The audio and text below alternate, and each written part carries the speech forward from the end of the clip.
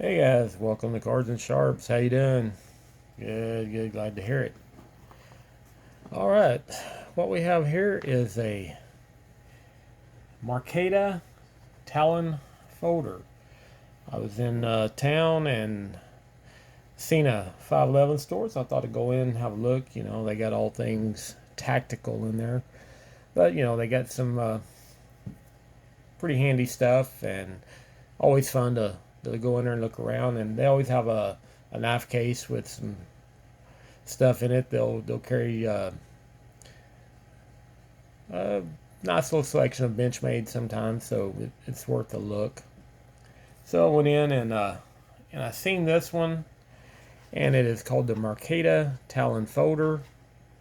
And if you're not familiar with it, Marketa is Doug Marcaida.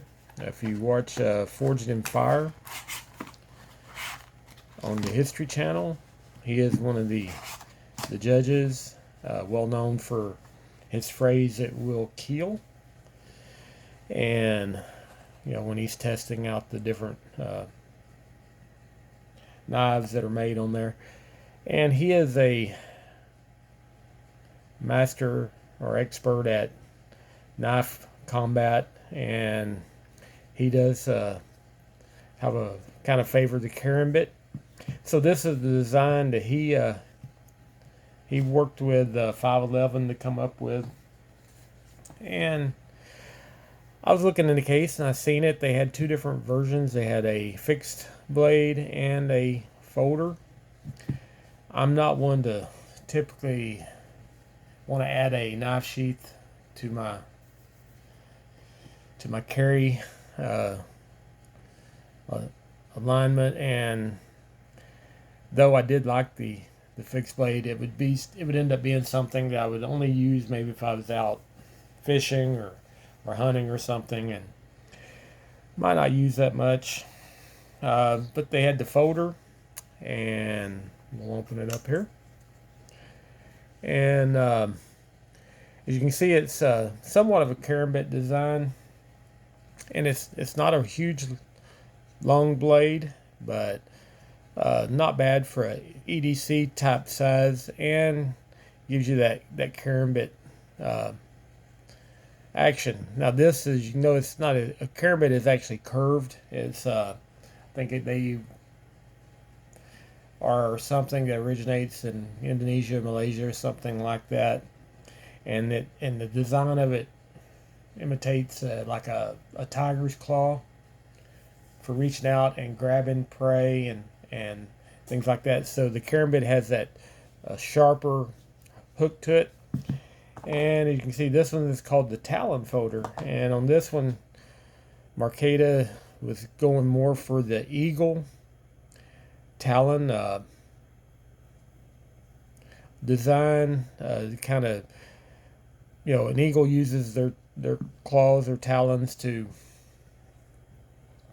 hook prey and capture, but also that's their fighting mechanism. If they do not have teeth like a tiger and all that, so they it's more of a hand action or a claw action, and they use their talons for weapons. So that was kind of his thought process on that. All right, before we go over some of the details, let's kind of just give the specs. It is just a 2.2 inch blade, so not a real long blade, and it's going to be fine for you that live in blade restricted areas, or should be. Maybe it's a little scary looking knife for some locales.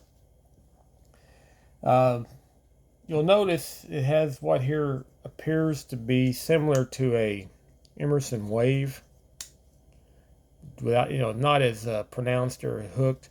This is called the Bramp, and what this is supposed to do is give you the ability to put it in your pocket, and like a wave, when you're extracting it from your pocket, you catch that on the seam, and it pops it open as you pull it. Uh, I'm going to say it's going to take a bit of practice, and also finding the right pair pants to make it deploy. What little I've tried it, if your pants are not, jeans would probably work well, but just something like a BDU type pant or something like that, where it's not as it's a thinner, maybe a thinner material or something. You may have to really work at it to make it deploy. But definitely it'd be something you'd want to practice if you think you might need this in like a self-defense, quick deploy situation.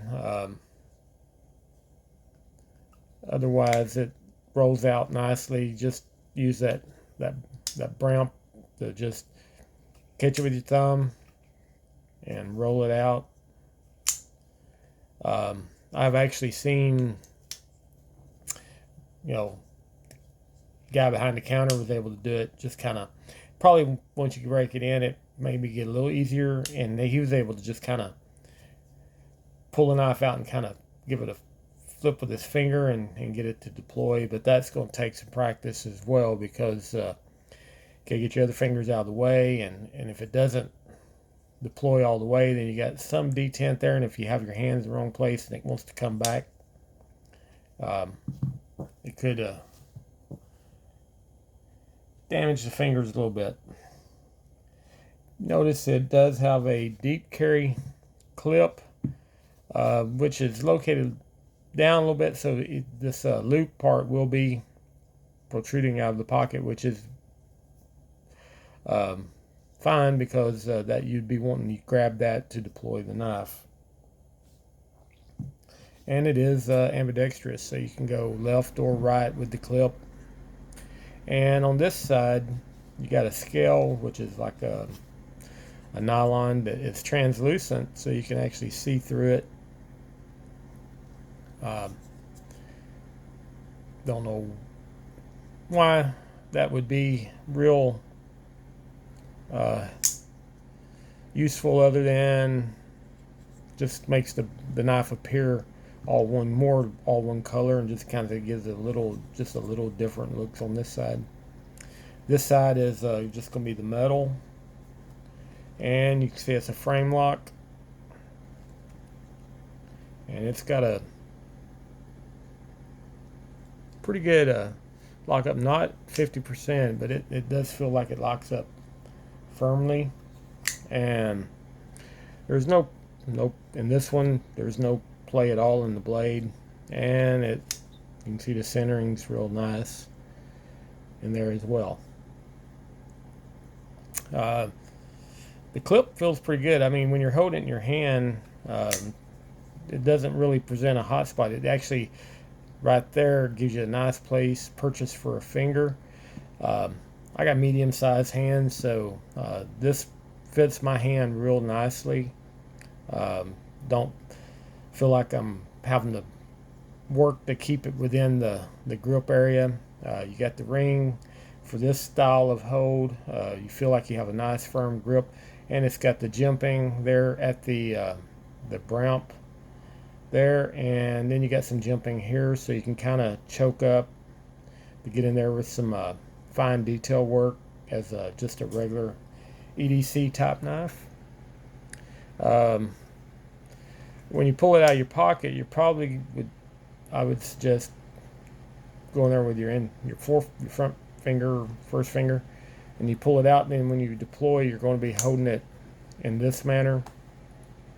If you're wanting quick deployment, you're probably looking to be more in a self-defense mode or posture, so that comes out, you're ready for fighting. So you can work the knife as you're slashing, throwing punches. You can it's straight enough that you can actually do a thrust. If you plan to be knife fighting, to me, a knife would be a secondary self-defense tool, but you never know. But as far as in an everyday type situation, I'm not going to be using it like that. I will be using it this way, but there's a lot of applications where that would be very good. You're going to have that good grip. You're not going to drop the knife. It's not going to slip out of your hand, and you got a lot of nice grip points, and it feels very nice. All in all, just when I saw it, I thought it was just a cool looking knife. I've never really been a big fan of karambits, even though I've always thought they look really cool and neat and all that good stuff, just being a knife lover and all that. But they were not something, like I said, to me a knife is a secondary self-defense weapon. And as far as EDC type stuff, the typical karambits with the real exaggerated curve to them, never saw those as being something that I would really use much. It would just be something of interest to have around, and never really picked one up. I mean, and owned one. But this one, I actually thought this looked very usable in the karambit style and all that. And plus, it just has a pretty neat cool factor. And I'm a fan of Doug Marcaida. Enjoy seeing videos where he talks about self-defense and also on Forged in Fire. So made an interesting knife to pick up. As far as 511 branded products, I never would call them like a premium or anything like that. They typically you pay kind of a higher price to have that 511 on there, and they use they'll have a lot in their knives that are branded to them as Aus-8 or something like that. Which is, I'm not a steel snob, so I've got Aus-8 knives and get good service out of them, but their knives, they'll have them run $80, $70, $80, $90 and be Aus-8, and I'm just not typically don't see that in their knives. And this one though is D2. And DT is a good steel, just as long as you keep it oiled, and this is coated other than the blade, so should be pretty durable, and just want to keep it wiped off whenever it gets wet or anything, and you'll be fine. I've had good service out of D2 with no problem. This one retails normally at 511 through 511, whether you get it at their store or order it online, at $90. At $90, I felt like that was just a little more than I wanted to spend for this knife. But when I was in the store looking at it, the salesperson there did tell me they were about to start a sale where everything in the store was 20% off. And I went back after that sale started and did pick it up for 20% off, so it was about $70. So that was about the limit of what I was willing to pay for it. And out of the knives I have, I'd say it feels, and the quality feels, like in the knives I've paid $50 to $70 for. So I thought that was a pretty good value at that. So if you can pick these up at that, I think it's well worth it. $90 just depends on if this is just a style of knife that you just really want to have, and you think this is something you would get a lot of use out of, then I think you'd be okay there. I mean, the finish is nice. There's no cheap feeling areas. The clip actually adds to the grippiness of it without being a hot spot. The scales feel fine. The finish feels good. Lockup's good. The operation is good on it. So all in all, it's feels like a pretty good knife. Um,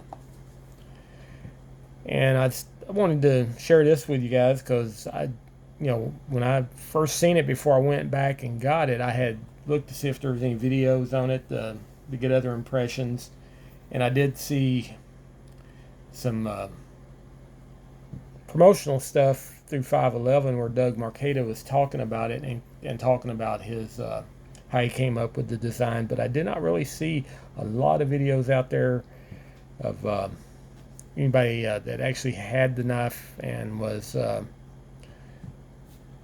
reviewing it and talking about it. So I thought it might help some of you guys out that are aware of this knife, or you go in a 511 store and see it and want to know a little more about it or anything like that. So hope you guys find this video helpful. If you did, hit that like and subscribe, and as I come across more cool knives and everything, I will share them with you, and we'll see you guys next time.